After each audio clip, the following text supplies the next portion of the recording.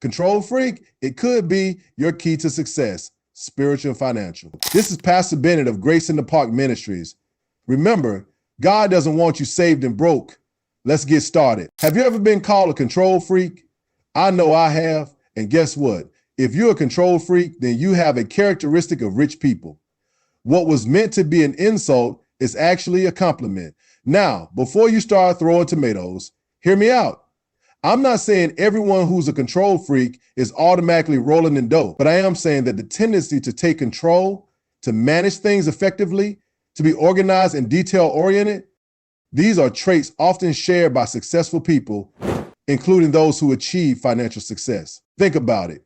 Someone who's constantly letting things slide, who's disorganized and reactive, is unlikely to build a thriving business or manage their finances wisely.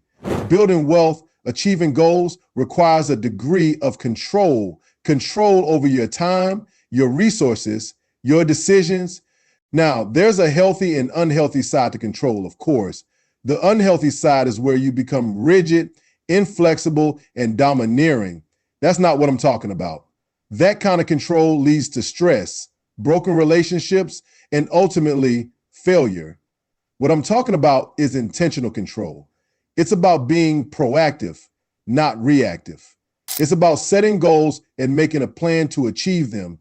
It's about being a good steward of the resources God has blessed you with. This kind of control starts with self-control. Can you control your spending habits? Can you control your tongue? Can you control your impulses? These are crucial questions because if you can't control yourself, you'll struggle to control anything else. Proverbs 16:32 tells us, whoever is slow to anger is better than the mighty, and whoever rules his spirit than he who takes a city. Ruling your spirit, that's control, and it's more valuable than any material possession. This also ties into our spiritual lives. Do you have control over your thoughts?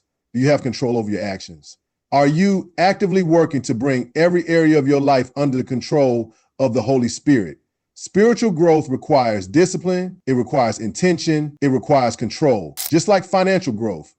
The two are interconnected. So, how do we develop this healthy, intentional control? First, we have to be honest with ourselves. Where are we lacking control? Is it our finances, our time, our relationships? Identify the areas where you need to improve. Second, we need to set clear goals. What do you want to achieve? What does financial freedom look like for you? What does spiritual maturity look like? Without clear goals, you're just drifting. You're not in control. Third, we need to create a plan. How are you going to achieve your goals? What steps do you need to take? A plan gives you direction, it gives you focus, it gives you a sense of control. Fourth, we need to take action. A plan is useless if you don't act on it. This is where discipline comes in. This is where you have to push yourself, even when you don't feel like it. And finally, we need to surrender control to God. This might seem contradictory, but it's essential. We need to recognize that ultimately, God is in control. We can make our plans, but He directs our steps. We need to trust that He knows what's best for us. Surrendering control to God brings peace, it brings perspective, and it allows us to truly flourish both spiritually and financially. So the next time someone calls you a control freak, don't take it as an insult. Take it as a reminder that you have the potential for greatness. Use that tendency for control wisely, intentionally, and always surrender it to God. Because with His guidance, you can achieve true spiritual and financial abundance. Remember, God doesn't want you saved and broke.